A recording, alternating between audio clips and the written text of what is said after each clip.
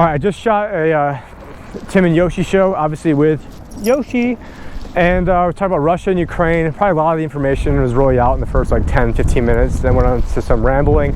But you know what, we got another strike on YouTube, so I wasn't allowed to post or upload. Now I think we're able to post again. So it's the second strike we've gotten. One strike just rolled off, so now we've got one strike, one warning. I've gotten 2 warnings, and I think 2 strikes on Instagram too. And that was actually for fat shaming, not for like New World Order type stuff. But you know, I link down below for Telegram, link down below for the Liberty Advisor show, Tim and John show email list. So make sure you sign up for that, because you know, other than Telegram and some other places, in the website, that's where we'll be posting stuff, because you can't really rely on all these different globalist controlled platforms. And who knows, you know, Telegram, I don't really fully trust that either, but for right now it's easy. But email list is the best way. Hope you guys enjoy. Thank you guys so much. Take care. Hey everybody, it's Tim Picciott, the Liberty Advisor, joined with Yoshi for another Tim and Yoshi show. Just got back from camping off grid, and actually as I was walking out the door, I saw that my new Starlink arrived. So rather than play with that, I'm here doing a video with you guys. But you know, as much as I wanted to do a video next to this like beautiful river in northern Arizona, I like being off grid, so instead of doing one not too far away from my house. But everyone's been asking me about, and I'm grateful that people are asking me this, because if they weren't asking me stuff, then it probably means that people wouldn't value my opinion on things. But you know, obviously I don't have time to get into it with everybody, so that's why I'm doing this now. Want to get into Ukraine and Russia. I mean, everyone's got an opinion on this. Unfortunately, a lot of people got opinions on stuff they know nothing about, like most things. But you know, this has been something that has been basically front and center with me since 2013. I remember telling an intern, actually this intern was great. I hope she's doing well now. Her name was Zhu, who's actually a Chinese student. And I remember telling her that the game plan, in my opinion, was to have a war with Russia, and then the dollar collapse would then be blamed on the Russians, as opposed to the fact that it was systemically meant to basically collapse all along. So, and it was actually crazy enough, the very next day, I think it was like that Malaysian Airlines flight that, you know, somehow got blamed. I know there's like 2 different missing flights, things that happened right around that time period. Anyways, no notes for this entire thing, but yeah, that was interesting. And so then you have right around the same time, you've got the CIA spending about $5 billion, and you know, that was admitted through like different leaked phone calls with Victoria Nuland. And this is not meant to be an exhaustive, you know, every little detail, he said, she said. If you guys want that, we interviewed Scott Horton back in December on all this stuff. Given the state of affairs with Russia and Ukraine, what I'd like to do is this. I want to play a 30-second clip. Free democratic Ukraine. Crimea, Russia, Ukraine, NATO. Russia, China, or another nuclear weapon state. Well, especially if you strike Russia. You know. The head of the CIA came out and said, well, we're not so sure that Russia's going to invade Ukraine, like in the Washington Post. If Russia did invade Ukraine, would America send troops? And no, we would not send troops. Now, NATO membership, that's sacred. We're tough on Russia. And so we ought to tilt toward Russia to balance against China. What the hell are we even talking about? This is completely crazy. We're talking about maybe bringing Ukraine into NATO, and we're going to get in between Ukraine and Russia. The whole thing's nuts. Russia, Outer Mongolia, Russia again, and now back around to Korea. And China has to have a foreign policy for every one of those. But we're supposed to believe that their foreign policy is take over everything. Yeah, right. So if you want to get into all the granular details, we'll link that video down below in the comments. Obviously, you can find it at the LibertyAdvisorshow.com or timandjohnshow.com to find all that information. But, you know, let me kind of back things up. So, you know, it's always important to understand, you know, what biases people might have. And so, you know, so I'm not like a Russian agent. Well, my first girlfriend in high school was Ukrainian, born in Kiev. You know, her older sister would drive us to school, also obviously Ukrainian. My best friend in high school, I didn't have a lot of friends, but my best friend, Ben, he was born in Kiev as well. My brother, I don't really keep up with him that much. My brother's best friend to this day, that he talks with all the time, Ukrainian, Dan, born born there, talk to them, you know, pretty much every day. Trying to think. Yeah, and I mean, I went to different like Yuki type clubs. I mean, in terms of clubs, I mean, basically it was like, you know, church basements playing cards or something. I mean, it wasn't any, you know, club. And I mean, I was sort of like an unofficial Yuki, you know, going, you know, in high school. I didn't have a lot of friends, and a lot of the Ukrainians didn't have a lot of friends, and, you know, they were all pretty crazy, and I was pretty crazy. So, you know, it was a good fit. In terms of Russians, you know, probably the guy that I was closest with in terms of a Russian, actually from Russia, and he hates Russia. You know, another girl I know, Anastasia, pretty well. She, again, is, you know, anarchist and hates all governments. So, you know, really, if there's going to be like any sort of, you know, where my loyalties would lie, it would probably be much closer to say it would lie with Ukraine than with Russia. So, you know, and the reason I want to point all this out is that I feel like if I didn't point it out, then people could be quick to say like, oh, he's just some sort of Russian agent, because that's all we've heard the past several years is, sorry, some old guy showing off in his GT Mustang. But, you know, that's all we've heard is, you know, Russia this, Russia that. But, you know, going back to the game plan, 2 years ago, March 6th,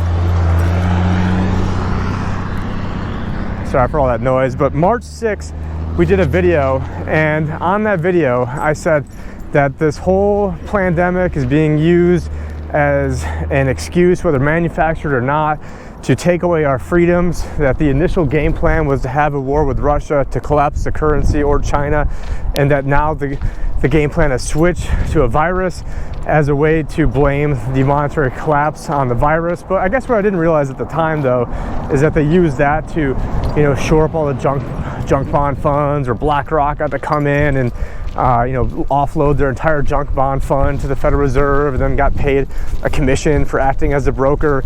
And so, you know, going back to all this stuff, I mean, you have in I guess, you know, really let's kind of give a high level overview.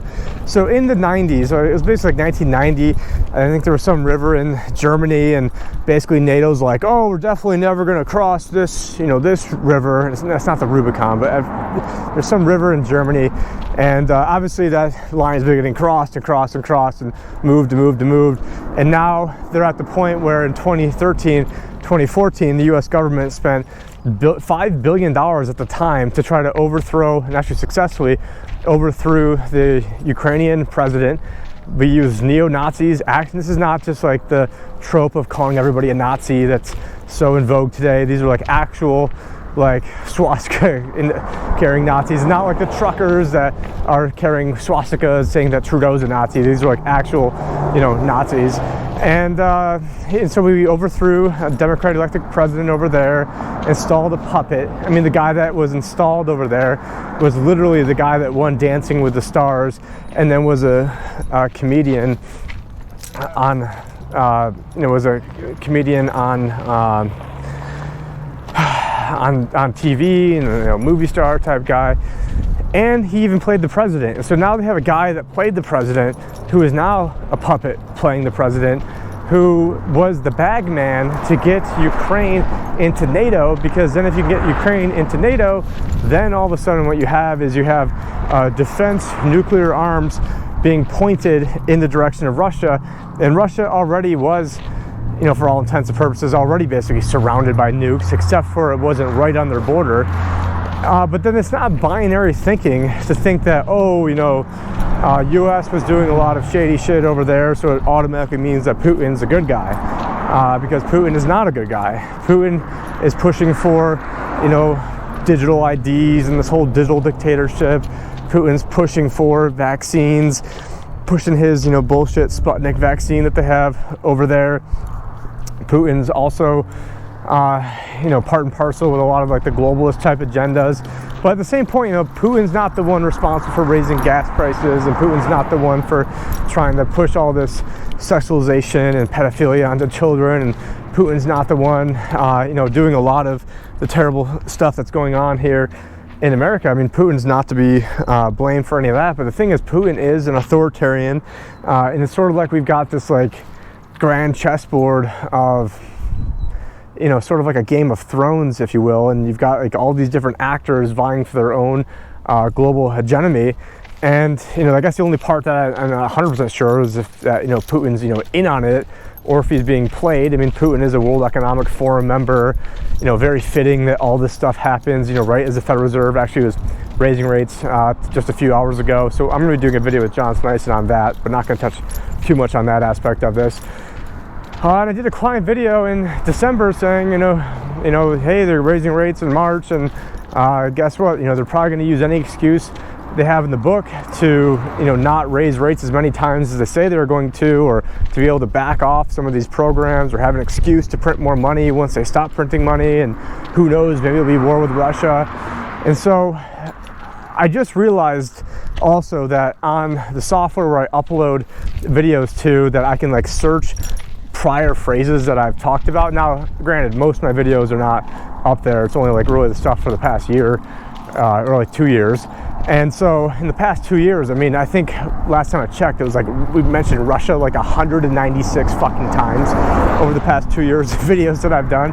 And so this has always been the gambit, was to have this war with Russia being the pretext to do so many different things. I mean, it's the pretext to, you know, further the digital ID, and further, you know, locking down everything, and further, you know, the obviously getting nuclear weapons right up against Russia's border. I mean, imagine if like, you know, Russians wanted to put nuclear weapons on the Mexican border. Do you think, keep stepping on rocks over here, but, you know, imagine the well-deserved outrage there would be if China or Russia wanted to put nukes in Mexico or in Cuba. I mean, obviously we've already been over that one before in terms of Cuba. And so, you know, this is all, we've been pushing them, and then all of a sudden, you know, Putin then strikes back as he sees that he's, you know, basically gonna be surrounded with nuclear weapons. And by taking what was like a pretty ethnic Russian region in Ukraine, which I think even means borderlands, I'm not entirely sure on that. And, you know, there's a Sean Stone movie about this that I saw when it came out. So, I mean, I can't really remember the whole thing now, but, you know, it's just so frustrating seeing all these dipshits who know nothing about any geopolitics and hear everything from the news, and, you know, not to call, like, you know, 10-year-olds dipshits, but all of a sudden I see, like, kids walking around in my neighborhood in front of my house talking about what a bad guy Putin is, because, you know, that's probably what the news is talking about. And again, Putin is a bad guy, but the thing is, it's just like multi-dimensional thinking, or binary thinking now, where it's always like, you know, this has to be good or this has to be bad. It's like there's, you know, no sort of, you know, I guess, Yoshi's tangled up. You didn't step on anything, did you? No, I'm okay. Just, you know, it's just get a nice day out here in the sun when it's only about 85 out, and, you know, just enjoying it before it gets to be about 115 out. And so this whole response with the Russians was completely predicated on the CIA having all these proxy wars going back to 2013, 2014, you know, proxy wars in Syria and proxy wars. Yeah, and where are people who are, you know, standing with the Yemenis, or standing with all these other people that we've been bombing throughout all the years, and the CIA going through and, you know, overthrowing, you know, governments after government after government. I mean, there's been, you know, probably hundreds of governments the CIA has overthrown over the past, you know, since their inception. And guess what? They overthrew the Ukrainian one. They're staging all these different proxy wars. You've got separatist regions in Ukraine, like the Donbass, which I think Josh Sigurdsson, World Tournament Media, is actually my good friend, is actually going over there right now as we speak. But, you know, it's a very complicated issue. So for anyone to just be like, oh, I stand with Ukraine, well, the thing is, the average Ukrainian has, you know, the thing is, I think the average person just wants to, you know, make enough money to feed their family. They, you know, want to have a good love life, and they just want to be left alone. And they, especially over there in Russia, in Ukraine, probably just want to, you know, drink, have a good time, just be left alone. And so they're, you know, pawns in all this too. And the average Ukrainian probably has no idea about all the inner politics that are going on. And, you know, just because someone's from an area doesn't mean they know shit about anything. I had this lady who started, you know, spouting up at tennis a few weeks ago, and right as we're leaving, starts talking about how Putin is Hitler and Stalin and Saddam Hussein. And so then I started talking about Saddam Hussein and how the CIA was funding him, and then I got into Iran, well, completely forgetting that this lady was Iranian, and she goes into this whole rant of how I, shouldn't be talking about Iran because she's from there. Then I started getting into Mohammad Mossadegh and how in 1956 that the CIA overthrew and the democratically elected Shah of Iran. And then she's like, oh no, that was in the 70s and how dare you, and I was a cashier at this place and I was over there. I'm like, listen, just because you were in Iran, just like people that are in America, like 350 million people in America, most of them don't know shit about what's going on here. So just because you were in Iran, getting propagandized by the Iranian television back then doesn't mean that you knew what was going on. And by the way, actually I was wrong. It was 1953 when we looked it up. But I was telling him, like, no, it wasn't the 1978. Like, this is, so people always want up Yoshi doing some of his business right now. But the thing is, people always want to like start the story at like, oh, Putin went and invaded Ukraine. Like, oh, it's funny, we're not going to start the story back in 2013 when Putin, I guess not Putin, when basically Ukraine was overthrown by the CIA, and then we installed a puppet government in there that then was loyal to the EU and the US to then make the EU, or sorry, make Ukraine become a EU essentially state. And you can see this propaganda, going back this entire time, that this was always about getting nuclear weapons up against Russia's border to completely entrap them. And I'm not 100% sure if this part's true or not, because I was just down at a restaurant near my house, and I think I forgot where he's from. I think he's from like Albania or something. One of those countries. It's either like Slovenia or Albania. Really cool guy. He knows a lot of stuff. A little bit too much into trusting the plan, but who knows? It can't be perfect. So, anyways, this guy was saying that there was a clip of George W. Bush. And maybe if one of you guys could find it, this would be awesome. But he said there was a clip of George W. Bush being asked by Putin, like, hey, why don't we get into NATO? Like, why do you always have to try to fight us? Like, that's my terrible Putin accent. And basically, Bush, sort of laughed and didn't even respond to him. And so, the Russians were asking, like, hey, why can't we be your allies? You want to basically build everybody up, to fight us, because the game is always playing people off against each other. So you've got, a group over here and a group over there, and and the game has always been to balkanize people and to, a house divided cannot stand. And so, the globalists and the bad guys, they realize this, and they've been doing these different types of techniques for years, and they're gonna, it works, so they're gonna keep continuing doing it. And so, without rambling on too much, I mean, it is a sophisticated operation that they're running. It doesn't mean Putin's a great guy, but and it doesn't mean that he's fighting the New World Order. I mean, he wants to have his own New World Order. Xi wants to have his own New World Order. The World Economic Forum have their own idea of a New World Order and what that's going to look like.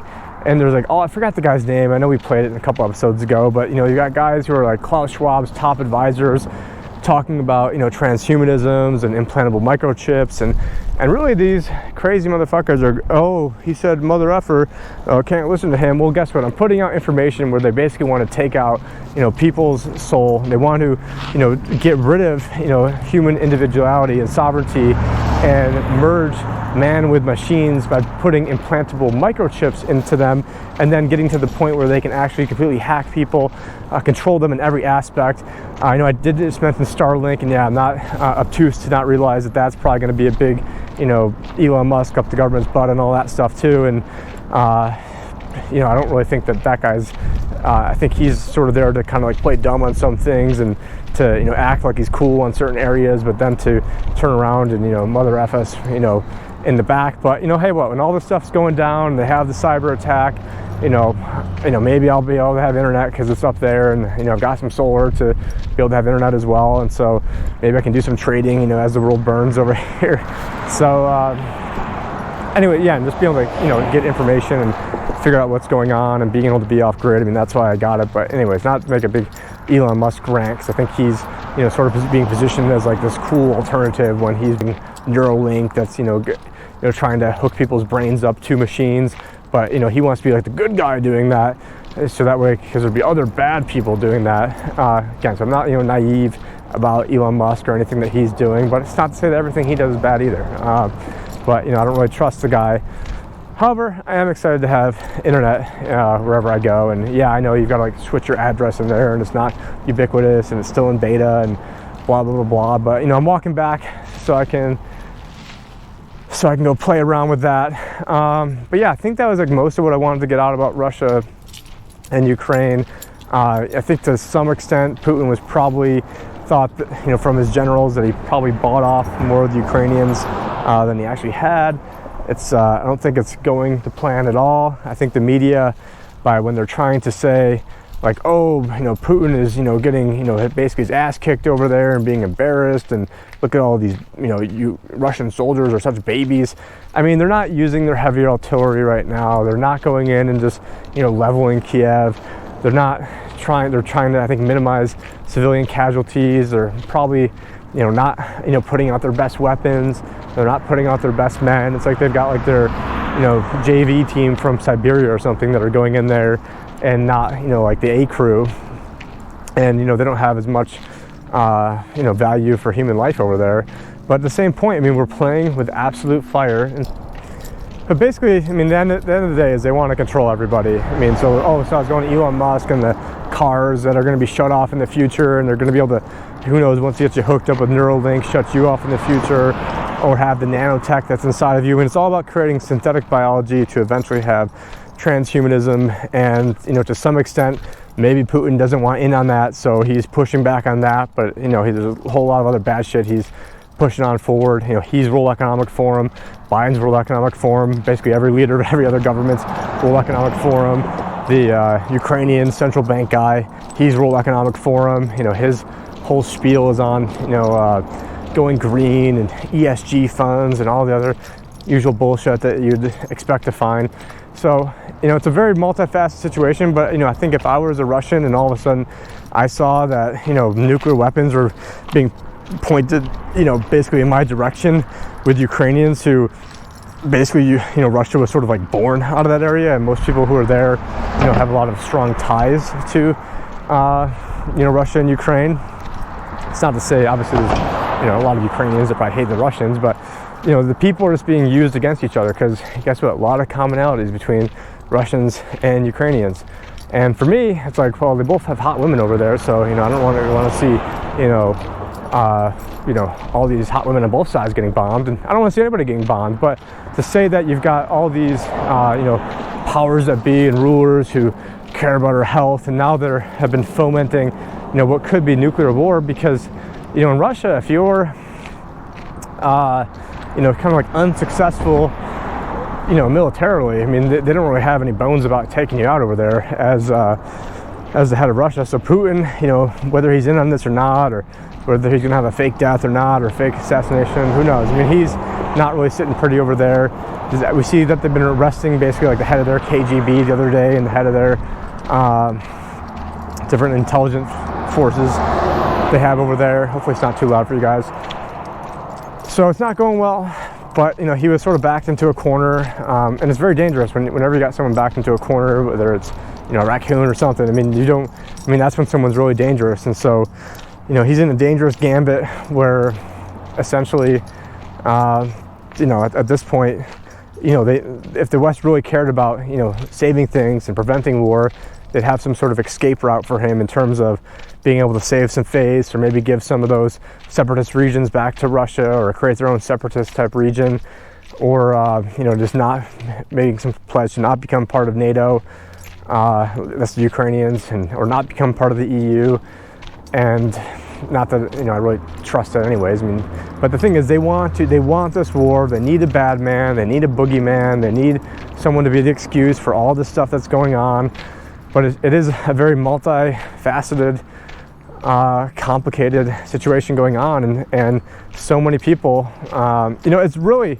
I think it was Victoria Nuland the other day who came out and said, and we talked a lot more about her in the Scott Horton interview, but just the other day she's like, oh, this is classic Russian propaganda technique to blame your enemies for what you're doing. Well, one of the first videos I ever did, and actually was a Facebook video, which I'm not on Facebook anymore, so, you know, goodbye to the 32,000 people that were following me over there in the 3 months that it took before I got shadow banned in 2016 over there. But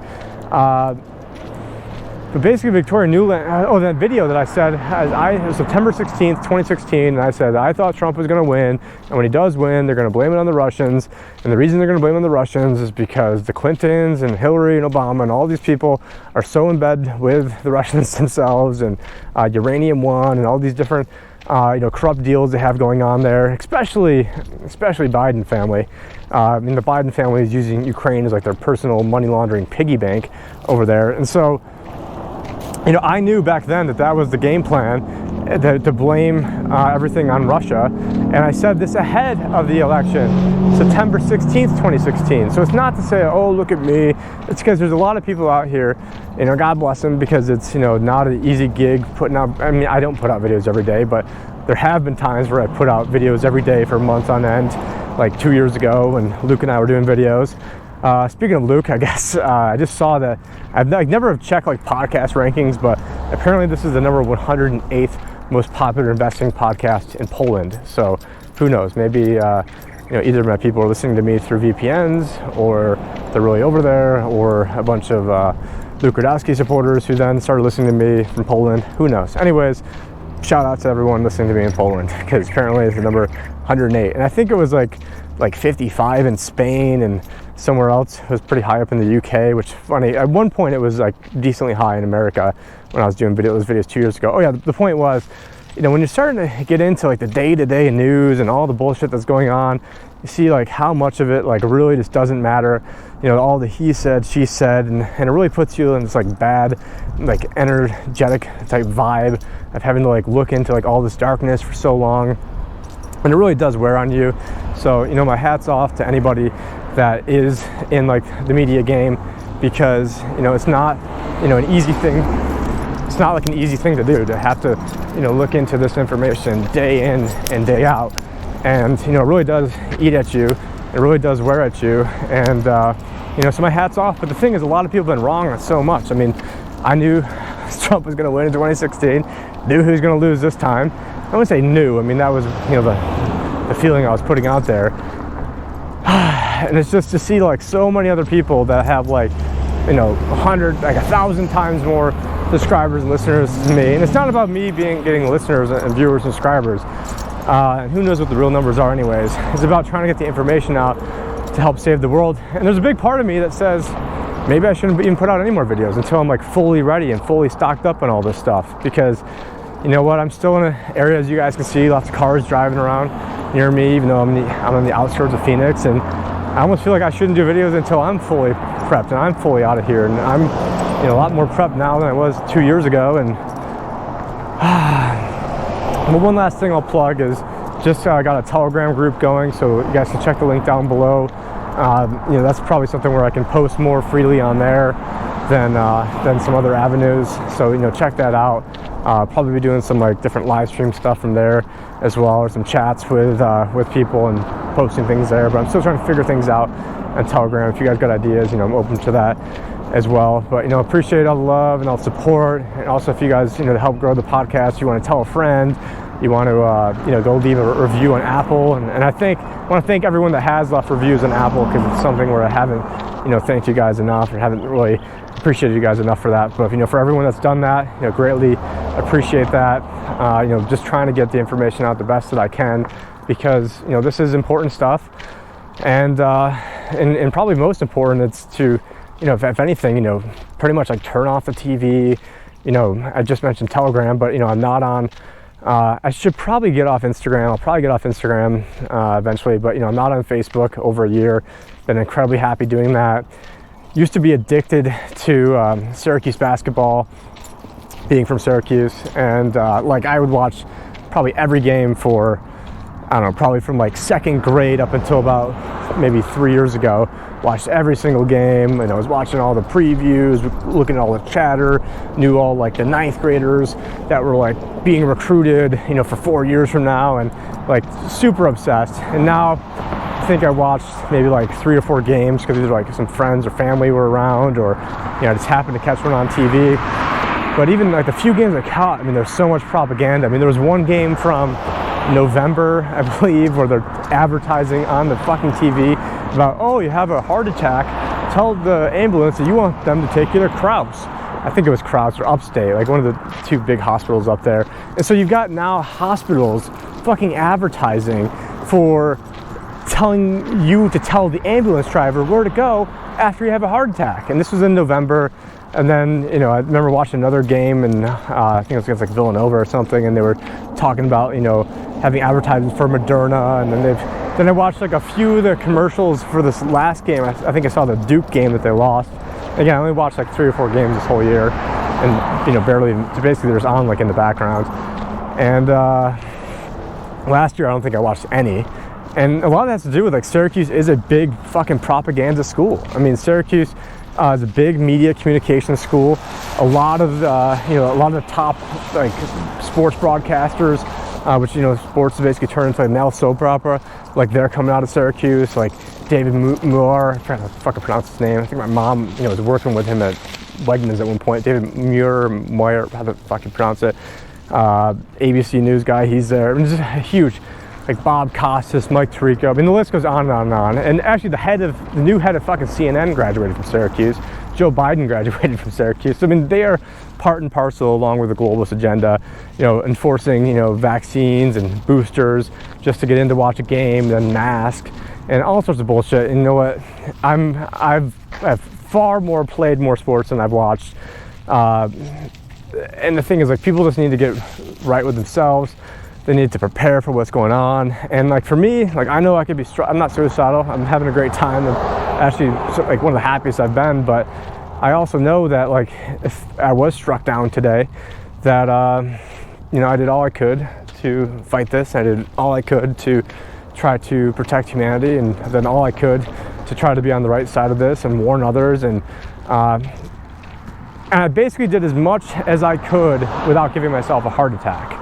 Because, I mean, I had a lot of people who were like pretty far out there, who were like the craziest news information people that I know, and they were telling me that I was too crazy. Like guys like Ernest Hancock were telling me I needed to calm it down, that I was too far into the news. And I'm like, when you got a guy like Ernie telling you you're too far into the news, you know, you're definitely too far into it. And there was others like that, like other guys who were big rabble rousers and, you know, always posting shit on Facebook and telling me that I'm going to give myself a heart attack. And you know what, they're right. So, you know, I've calmed things down a lot over the past couple of years. You know, I've tried to get more spiritual, tried to, you know, just work on myself a lot. And, you know, and I used to be, and at one point I was like pretty jacked about like 14 years ago. Then I went into ultra distance triathlon.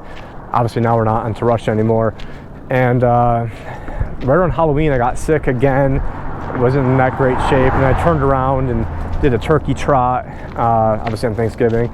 And then I think a few days after, like a week after that, I did another triathlon. Then I started doing some push-ups, and I felt like a little baby. I was only able to do like 20 push-ups, and now I'm at 70 in a row. And you know, and the thing is, like, everyone wants to be like, oh, I'm gonna get guns and I'm gonna do this and that. But yeah, I've got lots of guns too, and ammo, and luckily the Russian ammo I just bought just, you know, have over doubled in 2 weeks in price. So you know, let's talk about the range. You know, like half the guys there are like, they either look like they're super jacked military special ops guys, or they're like 300 pounds. So you know what, you're not gonna be a lot of help in the fight, you know, if you're 300 pounds, and you're also gonna be taking up a lot of food. And so you know what, I think people need to get themselves right. And it's like almost like I had like this like instinctual feeling come late October where I just like knew something, like in my whole body was just like basically telling me that I needed to like prepare. And like I even got to the point where from like Halloween until it was about like January 7th or 8th, I know because my birthday's the 9th, so it was like a day or two before my birthday, for like 2 months straight my eye had this like terrible twitch to it, like I hate saying like, but you know, the back of my eye, you could just, it felt like it had a heartbeat in it. And it was just, which really sucked, because that's right around the time I started buying guns, and all of a sudden you know, now I couldn't use the guns because, oh, there's a car coming. I couldn't use the guns because obviously that was my shooting eye, which sort of sucked. But you know, I think a lot of it had to do with some stress, and I think it was the stress of just knowing where things were going in the world, which is why we did an interview with Scott Horton in December on Russia and Ukraine, you know, before it was like really kicking off, because I could see the tea leaves. And the thing is, it's not like just me, like, oh wow, I'm special, because a lot of you guys can see the same thing too.